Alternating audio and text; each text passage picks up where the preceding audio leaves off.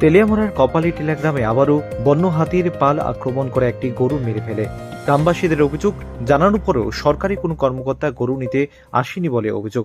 আমরা চাষ করে বেঁচে আছি এবং যদি আমাদের গবাদি পশুকে এভাবে হত্যা করা হয় তাহলে আমাদের জীবিকার বিকল্প নেই। এলাকায় ঘোরাফেরা করা বিপজ্জনক হয়ে উঠেছে। আমাদের বাড়িতে হাতি ঢুকে পড়ছে। এমন পরিস্থিতি চলতে থাকলে আমাদের প্রাণীর জন্য এলাকা ছাড়তে হবে, বলেন আরেক স্থানীয় বাসিন্দা। নিহত গরুটি অমল চৌধুরী, যিনি পেশায় কৃষক।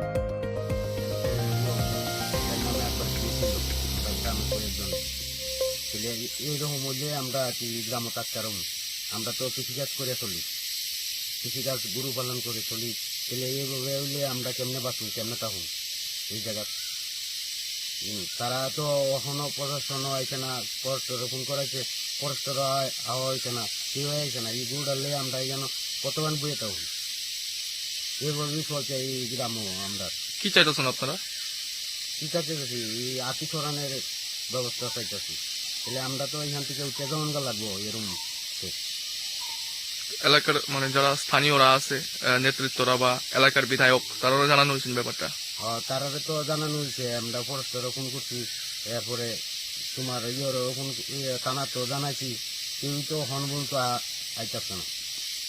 তাহলে আমরা এইভাবে দিনের দিন আগাইতেছে। বাড়ির সামনে সেটা গরু মারি লাইছে গণেশে বেড়া, তাহলে ওখানে ফারও তো বাদ দিল, বাড়ির সামনে মেরালা। তাহলে দু তিনবার রাত্রি ফিরে আইছে, আয়া দলের সামনে এই দুই পড়ছে। কোন বিধানসভা এটা? এটা লক্ষ্মীপুর গ্রাম পঞ্চায়েত, কৃষ্ণপুর বিধানসভা। বিধায়ক কে আপনারা? বিকাশ দেববর্মা, মানে যিনি মন্ত্রী নাকি? আপনি জানেনি ব্যাপারটা, এই যে হাতির সমস্যা আপনারা এলাকায়? জানে তো, জানে তারা আমরা ব্যাপারটা জানা হন। তারা জানানো হয়েছে ব্যাপারগুলো? আগে জানে একটা বৃদ্ধ লোক মারা গেছে, এই ব্যাপারে তো জানানি হয়েছে, তাই তো আয়েই দেখলো না। খোঁজ খবর নিচ্ছেন আপনারা? কোনো খোঁজ খবর নেওয়া হয়েছে না। এটা তো আছে ওই 8-10 বছর মতন সঠিক মনে নাই, রোদ্র করছি আগে 8-10 বছর আমরা বিরাট এই হাতের যন্ত্রণা।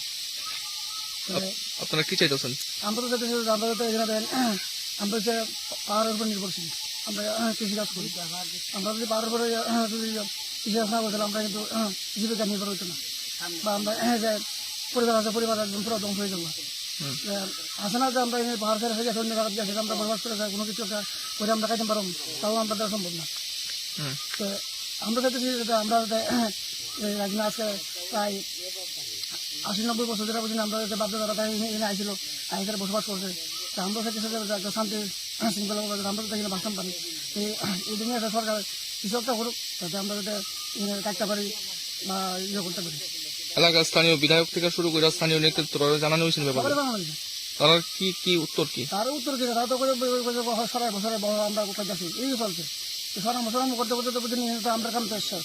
একজনের পরে একজন করে আমাদের মাতি আছে। আজকে পশু মারে, কালকে মানুষ মারে, এই মুখ চলছে। তবে ফরেস্টার বলে তার পয়সা 72 ঘন্টার মধ্যে হাতে সরাই দেবো। 72 ঘন্টার মধ্যে হাতে সরাই দিব, তো কিছুদিন হয়ে গেছে 72 ঘন্টার মধ্যে সরাই দিব। ওই আবার ওই কালকে আমরা গরু আবার প্রতিদিন যদি কোনো মানুষ মারতে না তার কোনো গ্যারান্টি নেই। তখন আমরা কি করতাম পারি? আমরা তো আজকে মানুষ ছাড়া করছি না। তাহলে সরকারের আমরা মারলাম আপনার তো গেলে যা সরকারি আমরা মারুক, আমরা তো পশুরাতে মরানোর দরকার নাই। কোন এলাকা? এটা আপনার কৃষ্ণপুর বিধানসভা। কৃষ্ণপুর বিধানসভা। বিধায়ককে? বিধায়ক হচ্ছে আপনার বিকাশ দেববর্মা, মানে যিনি মন্ত্রী। হ্যাঁ। এলাকার খোঁজ খবর রাখিনি তাকে? কি আর ওই যে বিধানসভা ইলেকশনের সময় আসলে এরপর তার কোনো আসবেই না। সেদিন কিছু একটা ঘটনা হয়েছে, এইটাও সারা জানানো ছিল, আর পাত্র দিল না।